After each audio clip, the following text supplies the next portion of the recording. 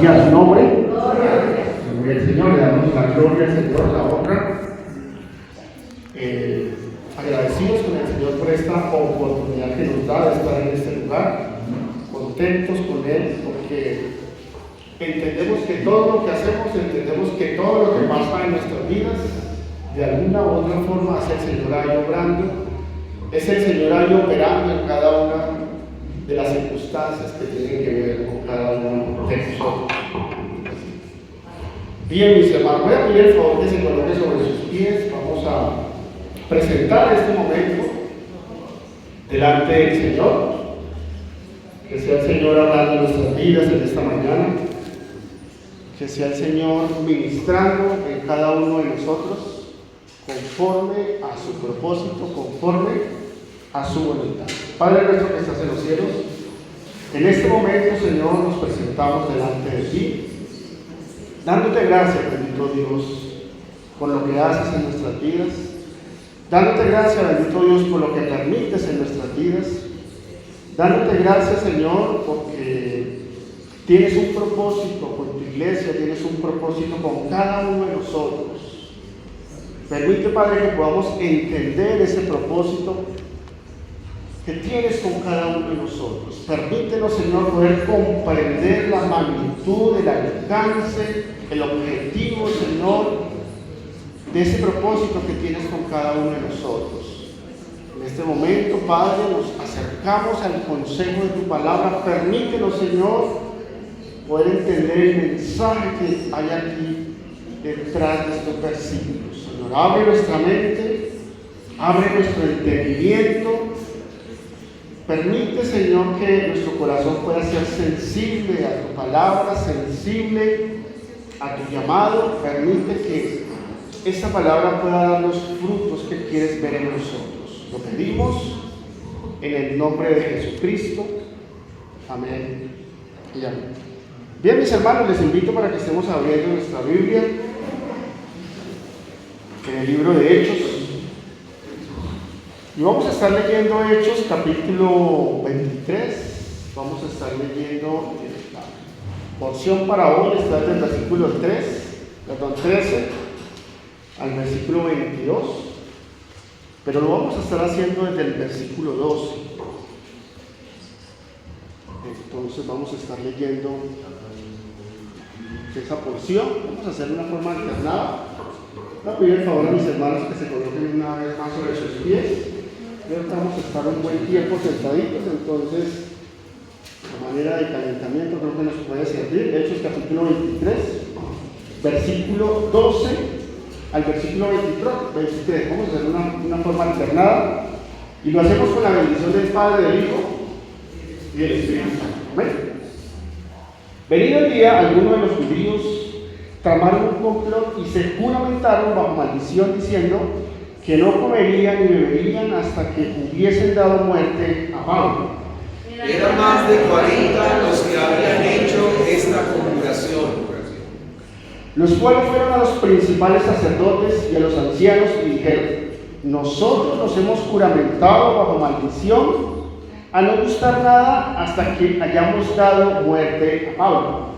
Ahora pues, vosotros con el concilio requerid al tribuno que traiga mañana de nosotros cómo queréis sacar alguna cosa más cierta acerca de él, y nosotros estaremos listos para matarle antes de que llegue. Mas el hijo de la hermana de Pablo, oyendo hablar de la cegada, fue y entró en la fortaleza y dio aviso a Pablo. Pablo, llamando a uno de los centuriones, dijo: lleva a este joven ante el tribuno, porque tiene cierto aviso que dar. Él entonces, tomándole, le llevó al tribuno y le dijo: el preso Pablo me llamó y me rogó que trajese ante ti a este joven, que tiene algo que hablar. El tribuno, tomándole de la mano y retirándose aparte, le preguntó: ¿qué es lo que tienes que decirme?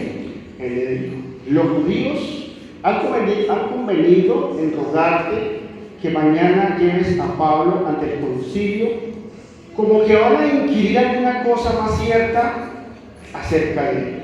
Pero tú no necesitarías, porque más de 40 hombres de ellos se acechan, los cuales se han fundamentado bajo maldición a no comer ni beber hasta que hayan dado muerte, y ahora están listos esperando promesas.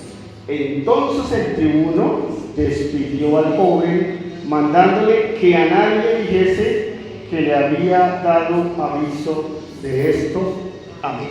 Gloria al Señor. Puede tomar su silla, su puesto. Y vamos a estar meditando, mis hermanos, sobre esta cuestión de la palabra. Quizá no conozco la situación en la que hoy usted está en este lugar, pero cuando nos acercamos a la palabra, mis hermanos, cuando nos acercamos al conocimiento de la palabra, podemos notar que el Señor siempre tiene control de todo. Siempre hay un propósito en el Señor al obrar hacia su iglesia, al obrar hacia sus siervos. El Señor siempre trabaja con propósitos. Por eso no nos debe sorprender, mis hermanos, cuando estamos atravesando una situación y notamos que en esas situaciones adversas, cuando sentimos quizá que nos estamos quedando solos en medio de esa situación, debemos tener claro que el Señor está ahí operando, que el Señor está ahí obrando. El texto, mis hermanos, del que vamos a estar meditando esta mañana es parte de eso precisamente. Y he titulado esta enseñanza, cuando el enemigo conspira, Dios ya está obrando. Otra vez, cuando el enemigo conspira, Dios ya está obrando. Y el Espíritu Santo, a través de Lucas, pretende recordarnos que Dios nunca pierde el control y que incluso en medio de esas circunstancias adversas, en medio de esas circunstancias oscuras, Él sigue obrando en favor de su siervo. Dios sigue obrando en favor de su iglesia. Dios sigue obrando en favor de todos aquellos que fielmente sirven al Señor. Como propósito, mis hermanos, notamos en este texto que acabamos de leer que Dios usa a un joven para advertir a las autoridades, para proteger la vida de Pablo, y de esta manera demostrando que nada puede ser frustrado, nada de los planes que Dios tiene con su pueblo, con sus siervos, puede ser frustrado, y que todo hace parte del propósito de Dios. Es decir, que debemos tener, mis hermanos, esa plena seguridad que todo lo que transcurre en nuestras vidas, en nuestro entorno, debemos estar seguros de que el Señor tiene control de esa situación. Porque a veces nos pasa que mientras todo funciona bien, mientras nosotros estamos al control de la situación, pues sencillamente estamos bien. Mientras tenemos quizá nuestros hijos en sujeción, mientras tenemos un empleo, mientras al interior de nuestra familia todo obra bien, pues sencillamente estamos tranquilos.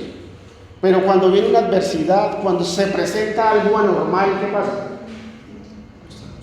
Nos angustiamos, se pierde la estabilidad del hogar, entra la preocupación, y es ahí cuando las cosas comienzan a tomar otro rumbo. Entonces, entender eso, mis hermanos, que en medio de todo Dios siempre tiene el control de las cosas.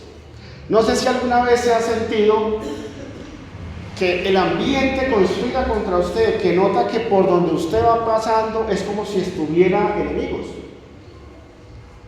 A veces nos sentimos como entre la espada y la pared. A veces nos sentimos que aún dentro de nuestra misma familia sentimos que el ambiente es adverso. Y precisamente el texto de Hechos capítulo 23, del 13 al 22, en este texto encontramos una historia real que refleja que el apóstol Pablo, en esta situación tan adversa, colocó su confianza en Dios, y el Señor obró a través de personas que quizá él no pensaba que en ese momento iban a estar obrando. Entonces vamos a estar hablando acerca de este texto que acabamos de leer. Y la pregunta del sermón es la siguiente: ¿qué medios puede usar Dios para proteger a sus siervos? ¿Qué medios puede usar Dios para proteger a la iglesia, para protegernos a nosotros? Pues vamos a estar entonces interiorizando un poquito. He preparado una ilustración para poder entrar con un poco más de claridad, y la voy a estar leyendo. Dice así la ilustración: hace unos años, durante una operación militar, la ilustración se llama El francotirador invisible. Hace unos años, durante una operación militar en una zona de conflicto, un soldado relató que mientras patrullaba con su escuadrón comenzaron a recibir disparos desde un enemigo escondido. Todos se lanzaron al suelo buscando protegerse. Sin saber de dónde venía el ataque, la tensión era total. Pero de repente se escuchó un solo disparo y todo quedó en silencio. Minutos después, el comandante informó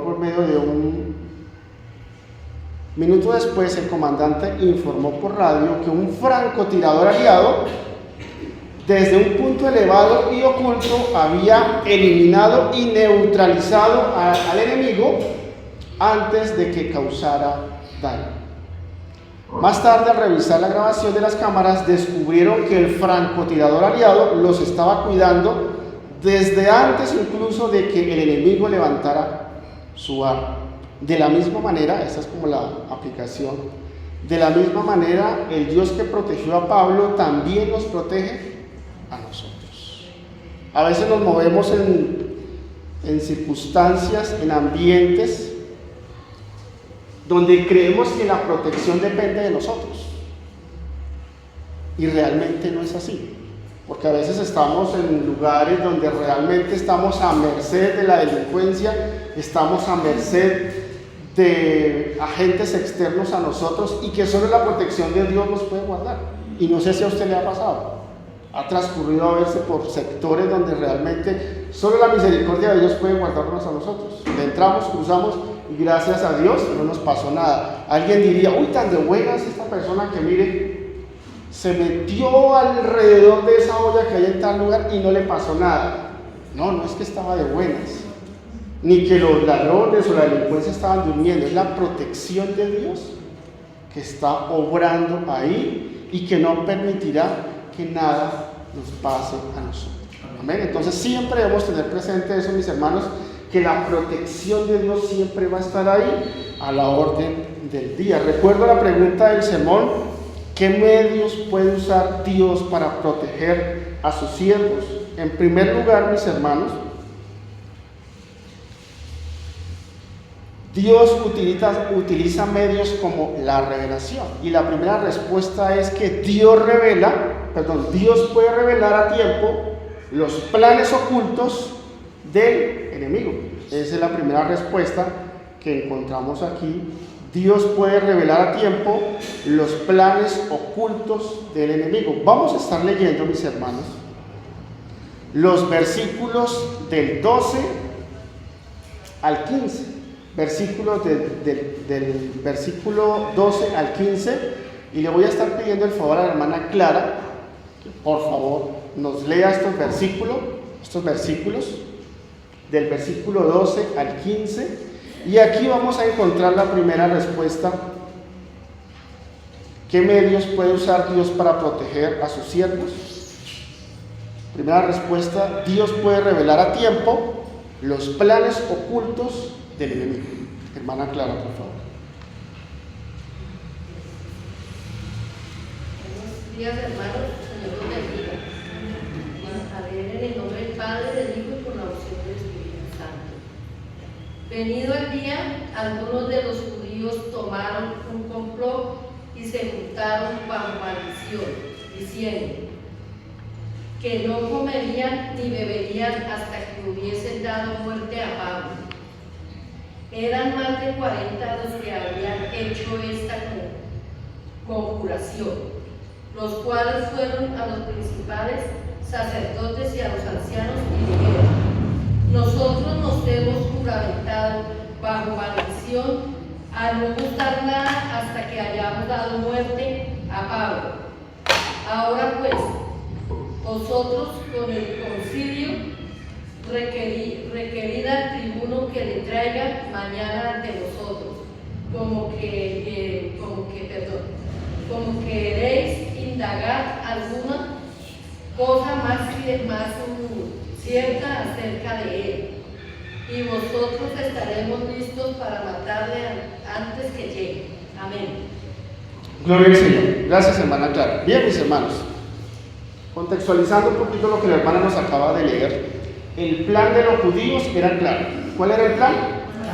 Asesinar a Pablo. Noten, mis hermanos, dónde se está gestando esto. Se está gestando en medio de unos judíos fanáticos, se está gestando en medio de una cultura que está llevando las cosas a un extremo, se está gestando en medio de unas personas que sencillamente no están de acuerdo con algo que un cristiano, porque para ese momento pues ya Pablo era pues, oficialmente cristiano, converso, no están de acuerdo. Entonces se está gestando el plan dentro de unas personas que no comulgan con el apóstol y sencillamente le han decretado objetivo militar: hay que eliminar a como dé lugar a Pablo. Y la trama, mis hermanos, ustedes analizaron ahí la lectura, la trama que ellos hacen es la siguiente: 40 de esas personas se juramentan que no van a probar bocado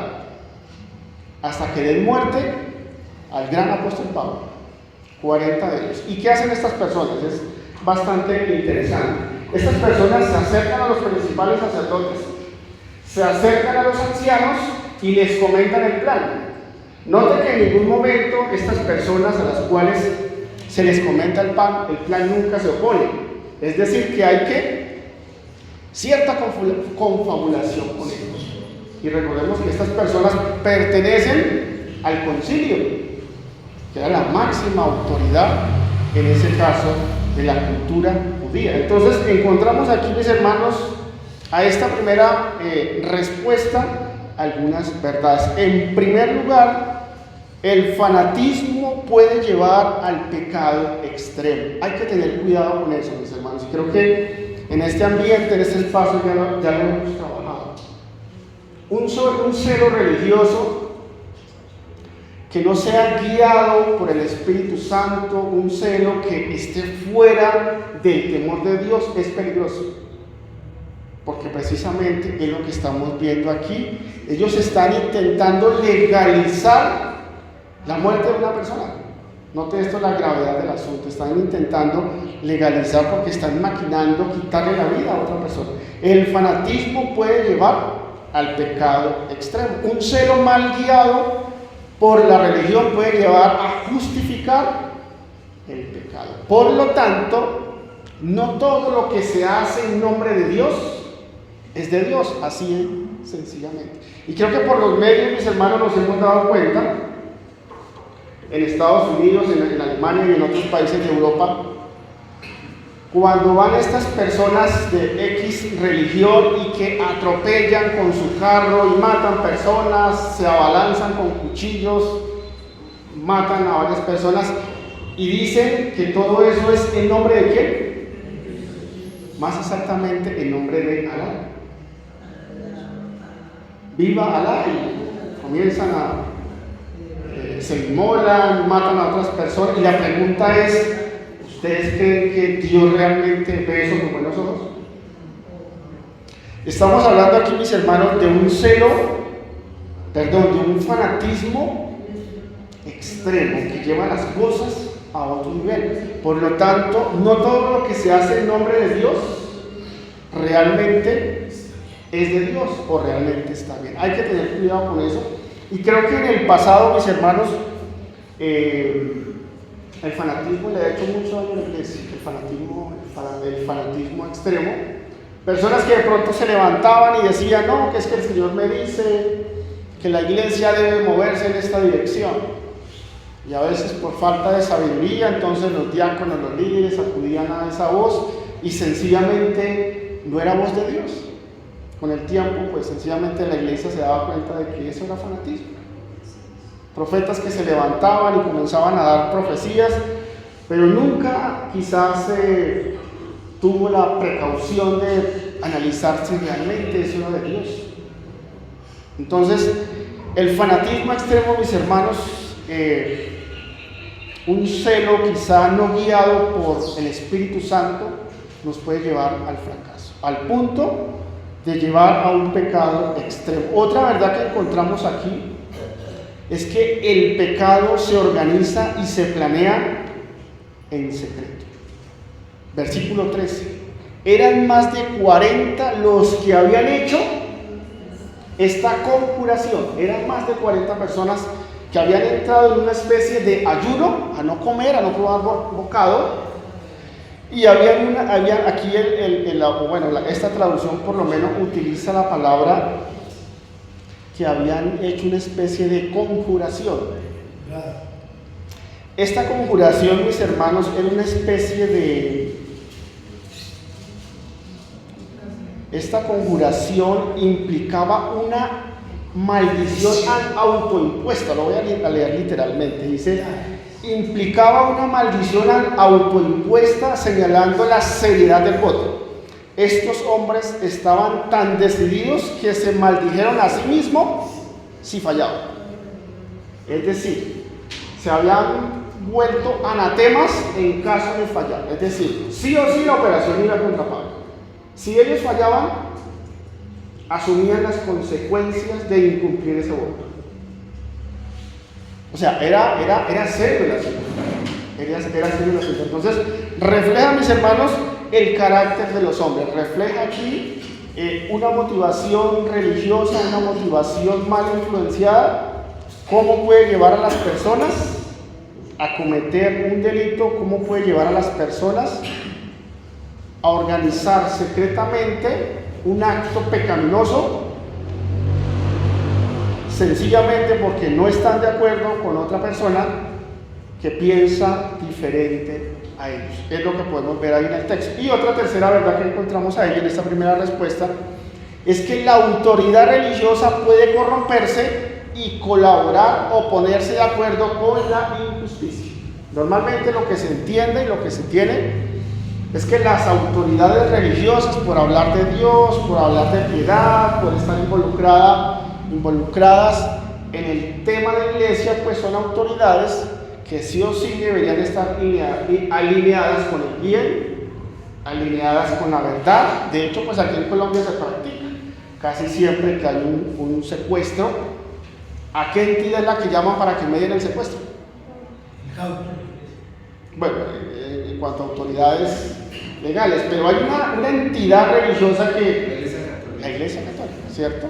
Por ejemplo, ahorita lo vimos en la mediación del niño Liam, que una de los entes que estuvieron ahí fue la Iglesia Católica. Estuvo el gobierno, pero también creo que estuvo otra entidad mediando ahí. Pero pues se cree que la iglesia, por hacer parte de un sistema religioso, pues sencillamente está ahí para cooperar con lo que es recto. Pues aquí, mis hermanos, notamos que las autoridades religiosas pueden corromperse y colaborar con la injusticia.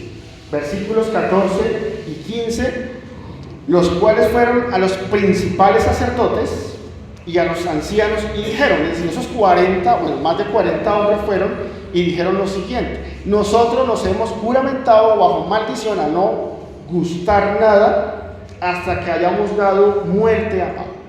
Ahora pues vosotros, aquí los están involucrando a los principales sacerdotes y a los ancianos, están involucrando a ciertos miembros de esta máxima autoridad para que hagan partícipe de este complot. Dice, ahora pues vosotros con el concilio requerid al tribuno que le traiga mañana ante vosotros, como que queréis indagar alguna cosa más cierta acerca de él, y nosotros estaremos listos ¿para qué? Para saludarlo, para felicitar a Pablo, para quitarle la vida. O sea, es impresionante, mis hermanos, cuando uno comienza a analizar estas verdades que están ahí dentro de este primer punto. La autoridad religiosa puede corromperse y colaborar con la injusticia. Y esto, mis hermanos, nos habla de muchas cosas, y creo que A lo largo de la historia en nuestro país nos hemos dado cuenta cómo la iglesia tradicional ha sido protagonista a través de sus sacerdotes de grandes violaciones hacia niños y hacia niñas. Cómo la autoridad religiosa se puede corromper. Pero eso no es todo, mis hermanos. También nos hemos dado cuenta cómo pastores, líderes, diáconos, miembros de iglesias cristianas, adivinen qué han hecho. Han hecho lo mismo. ¿Qué nos quiere decir eso, mis hermanos? Que no somos infalibles en esta parte de corrompernos. Que en algún momento, si el temor de Dios no está en nosotros, si no hay alguien que, guiado por el Espíritu Santo, nos estorbe, ¿qué va a pasar? En algún momento nos vamos a desviar, en algún momento nos vamos a corromper y en algún momento vamos a alcahuetear y nos vamos a hacer partícipe de la injusticia, y eso es lo que el texto nos está dejando. Por eso, mis hermanos, muy sabio lo que implementa la misión, que no sea solo un pastor el que esté al frente de una congregación. Por eso es importante que sea un equipo pastoral el que esté ahí, porque en algún momento ese pastor se puede desviar. En algún momento, por motivaciones personales, este pastor se puede desviar y se puede corromper. Mientras que si hay otra persona ahí que quizá le estorbe que el temor de Dios obre, pues seguramente va a ser un poco más difícil. Por eso también es importante que los equipos de las pastorales también no solo sea uno, sino que sean varios. Porque pues se cree que cuando hay multitud de opiniones, multitud de consejos, lo que dice la palabra, ¿qué encontramos ahí? Sabiduría, ¿cierto? Entonces, vea de dónde parte todo y qué aplicaciones nosotros podemos comenzar a hacer. Entonces, los líderes religiosos que debían ser justos, ahora son cómplices de un plan de asesinato.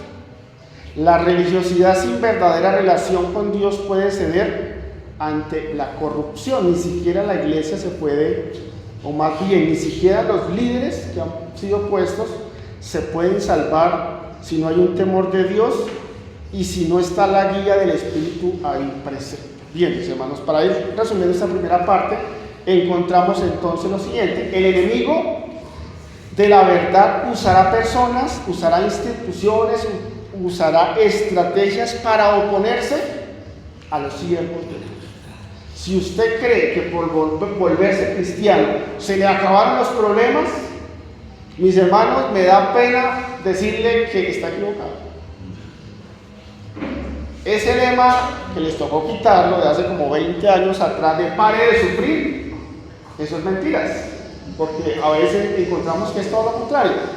Cuando andábamos en el mundo, quizá pues el diablo obviamente complacido porque nosotros estábamos ahí, pues sencillamente no habían problemas, pero cambiamos de rumbo, el Señor nos llama y parece ser que como que los problemas se incrementan, ¿cierto? En la familia, en la empresa, en el estudio, en el barrio, en fin, inclusive a veces dentro de la misma iglesia encontramos a veces ese ambiente, ¿cierto? Entonces, eso de pare de sufrir es una gran mentira, realmente, porque el enemigo se opone a la verdad, el enemigo se opone a la iglesia, se opone a las estrategias para oponerse a ese propósito de Dios. Aunque el mal se organice, Dios estará por encima de todos los planes humanos. Recordemos que Dios siempre tiene el control de todas las situaciones. No hay nada que se escape realmente al propósito de Dios. En Dios no hay casualidades, en Dios solo hay propósito. Y Él siempre cumplirá su propósito hasta el fin. Él siempre estará ahí pendiente y presente para que ese propósito se cumpla. La segunda respuesta a esta pregunta es: Dios puede usar personas comunes para cumplir sus planes. Dios puede usar personas comunes y corrientes como usted, como yo, para cumplir sus planes. Y vamos a estar leyendo los versículos del 16 al versículo 18. Le voy a pedir el favor a la hermana Gladys que nos ayude con esta lectura. Versículos 16 al 18, Dios puede usar personas comunes para cumplir sus planes. Mas el hijo de la hermana de Pablo, oyendo hablar de la celada, fue y entró en la fortaleza y dio aviso a Pablo. Pablo, llamando a uno de los centuriones, dijo: lleva a este joven ante el tribuno, porque tiene cierto aviso que dar. Él entonces, tomándole, le llevó al tribuno y dijo: el preso Pablo me llamó y me rogó que trajese ante ti a este joven que tiene algo que hablar. Gracias, hermano. Gracias. Bien, mis hermanos, poniendo en contexto, el sobrino de Pablo, una figura no mencionada ni antes ni después, cobra protagonismo aquí en esta escena, en este espacio, y se convierte precisamente en una pieza clave, porque precisamente es a través de este joven, o más bien, Dios obra a través de este joven para que se le brinde salvación. Bueno, hablando de salvación física, Pablo, Dios permite que este joven sea protagonista, y de esa manera el apóstol pueda ser guardado de este atentado que tiene en contra. Y encontramos, al igual que en la respuesta anterior, algunas verdades aquí. En primer lugar, mis hermanos, entender lo siguiente: Dios usa medios humanos para frustrar planes malignos. Y dice el versículo 16: mas el hijo de la hermana de Pablo, oyendo hablar de la celada. Note que aquí hay varias cositas que analizar. Una de ellas es que Dios obra a través de un familiar del apóstol Pablo. Como lo decía, ni antes ni después se va a hablar de este pariente cercano de Pablo. De hecho, los estudiosos dicen que no saben por qué este familiar esté ahí presente. Porque recordemos que cuando Pablo abraza al cristianismo es desheredado de su familia. Se cree que porque recordemos que Pablo es un acérrimo religioso, más bien viene de una cultura religiosa, como él mismo lo dice, fariseo de fariseos, que aventajaba mucho de sus contemporáneos. Por lo tanto, su familia era farisea. Y cuando Pablo abraza al cristianismo, los estudiosos dicen que su familia lo deshereda, y pues no se entiende por qué hablando humanamente, ¿no? Porque ahorita entendemos por qué ese familiar está ahí presente. Pero pues dicen que no saben por qué este familiar está ahí, al punto que está pendiente y presente de lo que se está orquestando hacia él, y es la persona que el Señor utiliza para salvaguardar la vida del apóstol Pablo. Entonces, Dios usa medios humanos para frustrar los planes del enemigo. No sé si le ha pasado, mis hermanos, en la empresa, en el barrio, en la calle, que a veces usted es ajeno a una situación y de repente alguien se le acerca y le dice: tenga cuidado con esto porque escuché esto. ¿No le ha pasado alguna vez? Bueno, a mí sí me ha pasado.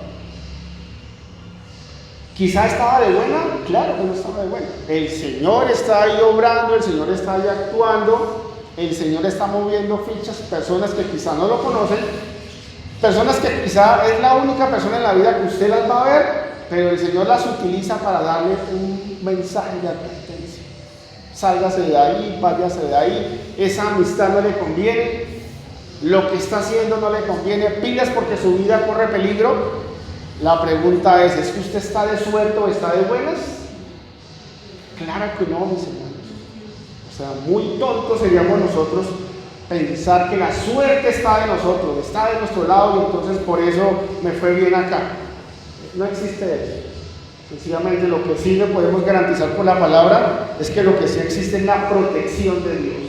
Y el Señor en este caso utilizó un familiar del apóstol Pablo para guardarlo de este atentado que tienen hacia él. De la misma manera, mis hermanos, el Señor utiliza personas, medios, informaciones para salvaguardar su vida, para salvaguardar mi vida, para salvaguardar la integridad de la iglesia. Muy interesante lo que estamos hablando.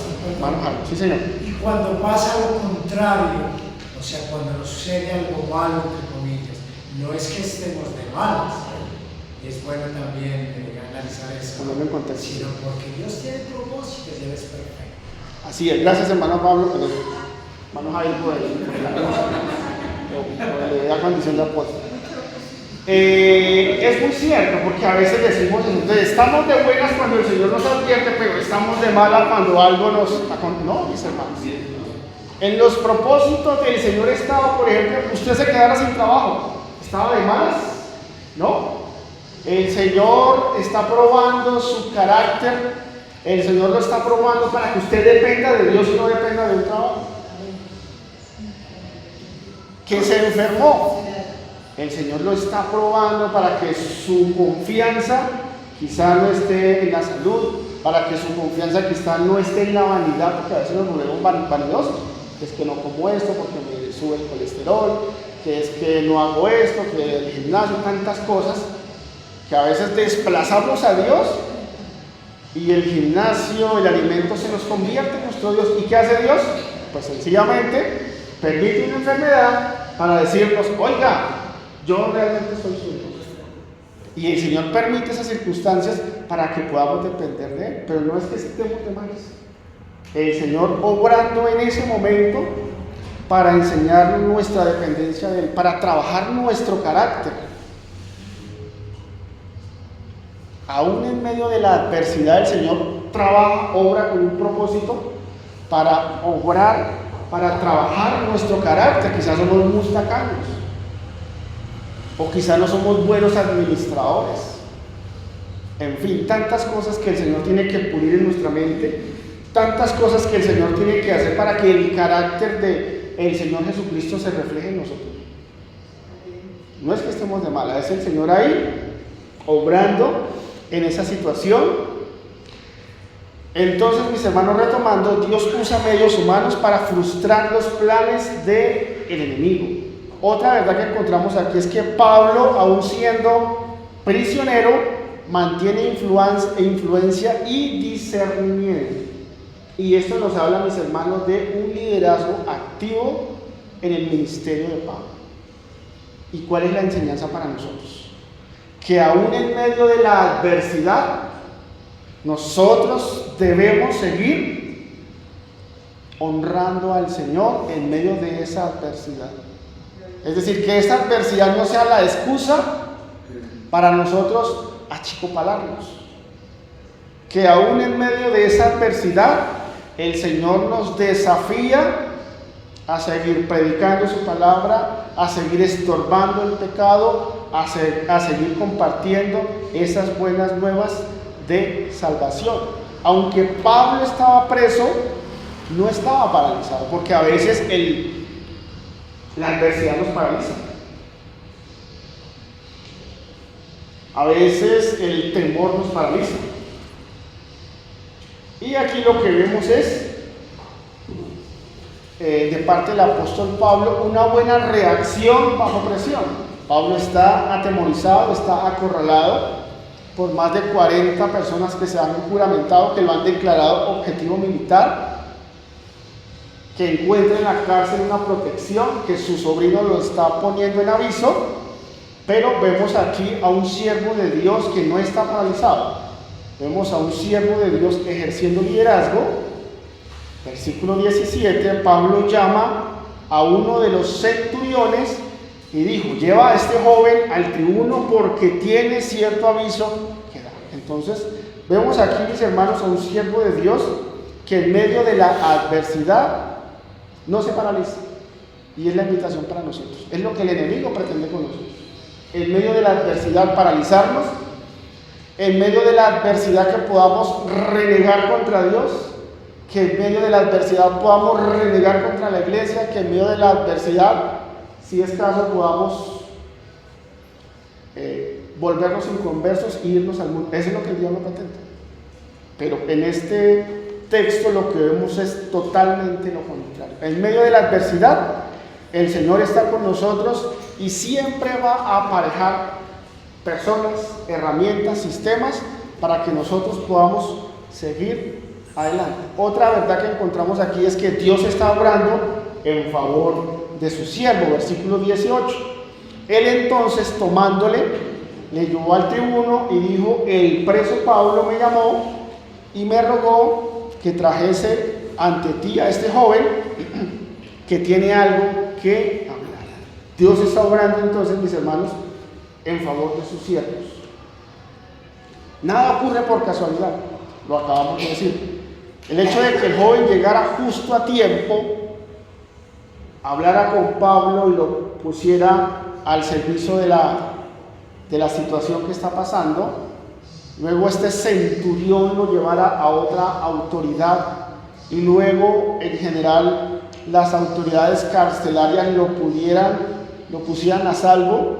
Mis hermanos, esto habla de que el Señor está tomando control de la situación, de que ahí no hay nada, no hay casualidades ahí. Fácilmente al joven no lo habían dejado que ingresara a la celda de Pablo, ¿cierto? Recordemos que él está preso, él está en una cárcel, la fortaleza, y sencillamente en la entrada le habían dicho: no, el preso Pablo hoy no tiene visitas, entonces le toca que vuelva dentro de 8 días, o le toca que vuelvan 15 días, no, sencillamente el Señor va aparejando cosas y finalmente esta situación es puesta en conocimiento. Para resumir este segundo punto, mis hermanos, Dios vela activamente por sus siervos, incluso cuando están en peligro. Incluso cuando creemos, mis hermanos, de que ya todo se acabó, el Señor en ese último momento obra. Y el Señor en ese último momento nos pone a salvo. Por eso lo importante de no paralizarnos ante el miedo. Por eso lo importante, mis hermanos, de siempre estar confiando y dependiendo de la voluntad de Dios. Porque definitivamente ya lo estamos viendo, las autoridades se corrompen, sean religiosas o sean civiles, se corrompen. Las personas más cercanas en algún momento nos van a fallar. Pero ¿saben qué es lo más triste? Que en algún momento nosotros nos vamos a fallar a ellos. Por eso nuestra confianza siempre debe estar en Dios. Siempre debe estar en Dios. Vamos a seguir avanzando con el tercer punto. Y como tercera respuesta, Dios puede usar autoridades o sistemas humanos aun cuando no sean creyentes. ¿Qué medios puede utilizar Dios para proteger a sus siervos? Dios puede usar autoridades o sistemas humanos aun cuando no sean creyentes. ¿Qué deja ver esto? Que Dios pone al servicio de la iglesia, que el Señor pone al servicio de sus siervos aún sistemas que no son creyentes, aún sistemas que nada quizás tengan que ver, pero el Señor los pone al servicio de su pueblo, y es precisamente lo que podemos ver en este texto. Vamos a estar leyendo los versículos del 19 al versículo 22. Le voy a pedir el favor a la hermana Amanda que por favor nos lea este texto del 19 al 22, y aquí podemos ver que Dios puede usar autoridades aún cuando no sean creyentes. El tribuno, tomándole de la mano y retirándose aparte, le preguntó: ¿qué es lo que tienes que decirme? Él le dijo: los judíos han convenido en rogarte que mañana lleves a Pablo ante el concilio, como que van a inquirir alguna cosa más cierta acerca de él. Pero tú no les creas, porque más de 40 hombres de ellos le acechan, los cuales se han juramentado bajo maldición a no comer ni beber hasta que le hayan dado muerte, y ahora están listos esperando tu promesa. Entonces el tribuno despidió al joven, mandándole que a nadie dijese que le había dado aviso de eso. Gloria al Señor. Gracias, Señor. Bien, mis hermanos, en esta tercera parte, mis hermanos, el tribuno no solo creyó al joven, sino que actuó con prudencia y secreto. Es decir, no solo creyó la versión de este joven, sino que lo llama aparte, que escucha, y luego de que lo escucha y lo despide, le da una recomendación, ¿cierto? Le dice: no le digas a nadie, palabras más, palabras menos, lo que me has contado. Entonces, aquí podemos también, mis hermanos, ver algunas verdades que están aquí. En primer lugar, la prudencia y discreción son necesarias cuando se maneja información sensible. Entonces, muchas veces nos enteramos de denuncias, nos enteramos de alertas, de secretos de confesiones, nos enteramos quizás de cifras, en el caso de la congregación, de cifras económicas, y es necesario ser prudentes ante esa información sensible, porque el enemigo precisamente está detrás de la delincuencia, está detrás de todos estos actores y los utiliza precisamente para hacerle daño a la iglesia, para hacerle daño a sus siervos. Por lo tanto, la prudencia y discreción son necesarias cuando se maneja información sensible. Pero en medio de todo esto, mis hermanos, lo que podemos ver es el Señor obrando sobre esta autoridad. Fácilmente, esta autoridad, al escuchar la versión, sencillamente no había dado importancia a la información que trae este joven y sencillamente pues no le había prestado atención. Pero aún en esto vemos al Señor obrando, inquietando a esta figura de autoridad para que dé crédito a lo que este joven está diciendo, y a partir de ese momento articular un plan que va a poner a salvo la vida del apóstol. Otra verdad que vemos aquí, mis hermanos, es que Dios permite que la verdad salga a la luz para proteger a sus siervos. Note que cuando se fragua el plan, se organiza dentro de estas personas, más de 40 personas, que se juramentan a no probar bocado hasta que den muerte al apóstol Pablo. Luego van y le comentan el plan a algunos integrantes del concilio, ¿cierto?, para tratar de acertar en este plan, y ellos creen y pretenden que ese plan se va a mantener en secreto, pero con lo que ellos no contaban es que Dios iba a hacer público ese plan que ellos tenían. Por esto aquí una verdad que encontramos es que Dios permite que la verdad salga a la luz para proteger a sus siervos. Quizás, mis hermanos, en el momento no es fácil entender esto. Y acá lo vivimos, lo hemos pasado. Quizá cuando el Señor pone a la luz, cuando expone a la luz pública, quizá el pecado de los mismos líderes, claro, en el momento a nosotros nos duele.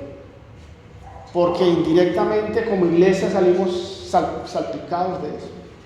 Porque indirectamente lo que se dice es que, pues si eso pasa en la iglesia, pues entonces ¿qué va a pasar en el mundo?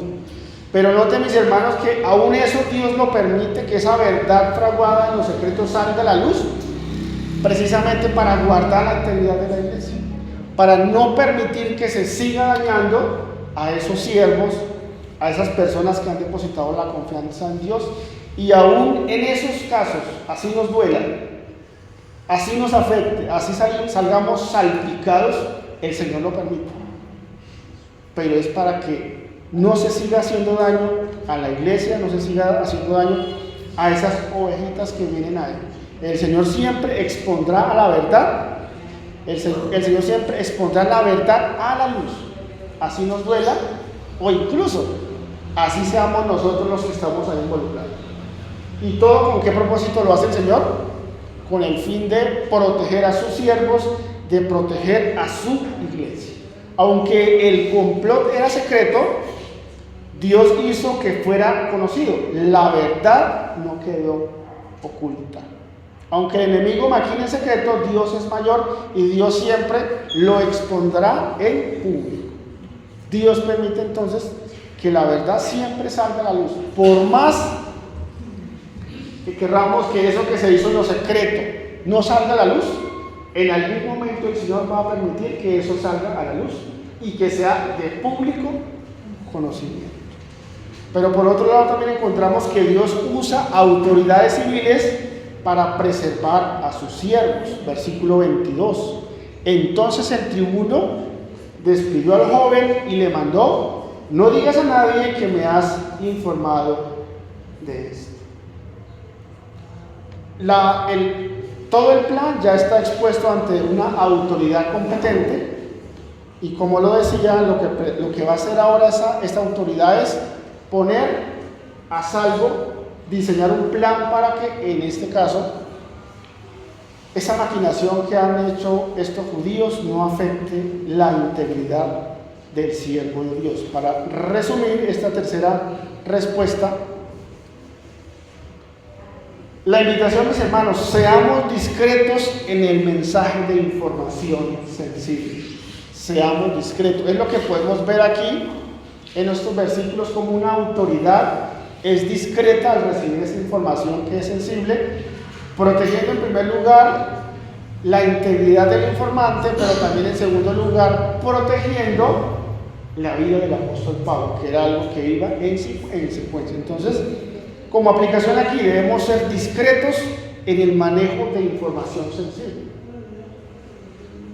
A veces nos llegan comentarios, mis hermanos, y lo más prudente que debemos ser es ser prudentes con ese comentario, llevarlo a la persona o a la autoridad que le corresponda y no comenzar a hacer un tejido de información que se va a convertir a veces en un chisme, ¿cierto? Entonces, recibir esa información y llevarla a la persona que le corresponde, porque eso puede poner en peligro, en riesgo, a la fuente de donde proviene esa información. Dios revela los planes del enemigo. Por más secreta que sea ese plan que quiera atentar contra sus siervos, contra su iglesia, el Señor siempre va a poner esos planes al descubierto. El fanatismo puede ser destructivo. Un celo que no sea guiado por el Espíritu Santo va a terminar en afectación hacia los siervos de Dios. Y Dios utiliza y usa a quien Él quiere. En Dios solo somos instrumentos, solo somos herramientas en las manos de Dios. Y Él utiliza a cada uno como Él quiere. Quizá utiliza recursos que quizá no sean tan destacados, pero al Señor le place hacerlo así. Nos llama, por ejemplo, a nosotros al arrepentimiento. No éramos nada, no éramos nadie, pero a cada uno de nosotros el Señor nos llama y nos trae al arrepentimiento, porque hay un propósito salvífico con cada uno de nosotros. Para ir redondeando el tema, mis hermanos, primera aplicación: confiemos en la soberanía de Dios aún en la crisis, aún en ese momento de adversidad, aún en ese momento cuando nos sentimos entre la espada y la pared. Nuestra confianza siempre debe estar puesta en Dios, conscientes de que Dios tiene control de toda la situación. Dios está obrando, aunque tú y yo no lo podamos ver. No estamos viendo la circunstancia, estamos metidos en una situación difíciles, pero aún en ese momento, aún en esa adversidad, debemos tener la certeza que Dios en ese momento está obrando y que nuestra confianza en Dios nunca debe quitarse, siempre debe estar puesta. Segunda aplicación: seamos sensibles a la voz de Dios y actuemos con valentía. A veces nos enteramos de circunstancias, mis hermanos, y a veces por temor no las escalamos. Que me llegó información de esta persona que es líder, que me llegó información de esta, pues mis hermanos, corrobemos la información y escalemos ese tema a la autoridad que le compete. Porque en algún momento nos podemos nosotros volver cómplices y alcahuetes de esa situación, quizás sin querer, pero precisamente por no poner esa situación o llevar esa situación a la persona o a la autoridad que le corresponde, nos podemos nosotros volver cómplices y alcahuetes. Dios está obrando, como el sobrino de Pablo, nosotros también podemos ser instrumentos de bendición en esos casos. Así como el Señor utiliza al sobrino de Pablo para librarlo de esa situación, el Señor lo puede utilizar a usted y me puede utilizar a mí para guardar a otra persona de una situación difícil, o puede utilizar a otra persona para guardarnos a nosotros de una situación de adversidad. Seamos sensibles a la voz de Dios, y cuando tengamos que actuar con valentía, mis hermanos, no lo dudemos, hay que hacerlo. Y como tercera aplicación, aprendamos a ser prudentes y actuar con sabiduría. Aprendamos a ser prudentes y actuar con sabiduría. No todo se debe gritar a voz en cuello, mis hermanos. Hay cosas que exigen un manejo. Hay cosas que exigen prudencia, por lo tanto hay información que no se debe ventilar, por ejemplo, desde este púlpito. Porque recordemos que así como a nuestras instalaciones llegan personas con ese deseo, con esa hambre y sed de la palabra, pues también puede venir delincuencia disfrazada para ver qué pueden robar, para ver qué pueden hacer. Entonces nos invita, mis hermanos, a ser prudentes, a actuar con sabiduría, y que hay muchas cosas que no se deben hablar en público, hay muchas cosas que no se deben ventilar desde una tarima, que hay un conducto regular para hacer. Para ir concluyendo, mis hermanos, en medio de planes oscuros, Dios está más cerca de nosotros de lo que pensamos. De hecho, el Señor permite llevar esa situación a veces a otro nivel para probar nuestra fe, para probar nuestra dependencia, para probar nuestro carácter. Y así como Dios protegió a Pablo, también guarda nuestras vidas para cumplir su propósito en cada uno de nosotros. Que el Señor nos siga ayudando, mis hermanos, a seguir adelante. Que el Señor nos siga ayudando a siempre ir dando pasos de fe. Que el Señor nos siga ayudando a seguir dando esos pasos de madurez espiritual. Que el Señor nos siga ayudando como iglesia a seguir avanzando, a seguir predicando su palabra, a seguir trabajando, mis hermanos, a tiempo y fuera de tiempo, en un sistema que cada vez es más anti-Dios, en un sistema que cada vez es anticristiano, en un sistema que está siendo manipulado por el enemigo y lo que pretende es frenar el avance de la palabra de Dios. Es el desafío de esta mañana, a no parecernos más al mundo, sino todo lo contrario, a parecernos al Hijo de Dios, a esa máxima estatura a la cual nosotros debemos aspirar. Que el Señor nos siga ayudando, mis hermanos, que no nos suelte de su mano, sino que cada día crezca en nosotros ese anhelo de seguir sirviendo, ese anhelo de seguirnos preparando, porque en algún momento el Señor nos va a llamar con un propósito, a un ministerio, a una misión, y si no estamos nosotros preparados, ¿cómo vamos a actuar? Si no estamos nosotros preparados, ¿cómo vamos a dar ese consejo a esa persona que lo está pidiendo? Si no estamos preparados, ¿cómo vamos nosotros a reaccionar frente a la adversidad? ¿Cómo vamos nosotros a reaccionar frente a un momento de dificultad? Si nos quedamos espiritualmente hablando enanos, si nos quedamos inmaduros, si no hay un proceso de maduración. Es la invitación de esta mañana. Les pido para que nos coloquemos en pie. Vamos a estar dando gracias al Señor por su palabra. Permita a Dios que su palabra haya cabida en nuestro corazón. Ese corazón de piedra pueda ser transformado y que podamos nosotros ir dando pasos, que podamos ir nosotros ir avanzando y poniendo en práctica ese conocimiento que el Señor nos da, que no solo seamos oidores, sino hacedores de su palabra. Amén. Padre nuestro que estás en los cielos, en este momento, Señor, te damos gracias, Padre, porque una vez más nos has permitido escuchar y conocer tu palabra. Una vez más, Señor, nos has permitido meditar, Señor, en tu palabra. Una vez más, Señor, hemos podido escuchar cómo tú tienes un propósito en cada situación. Una vez más, Señor, nos recuerdas que tú siempre tienes el control de todo. Una vez más, Señor, nos recuerdas que cuando nuestra esperanza está en ti, tú nos guardas, Señor, a pesar de todas las circunstancias.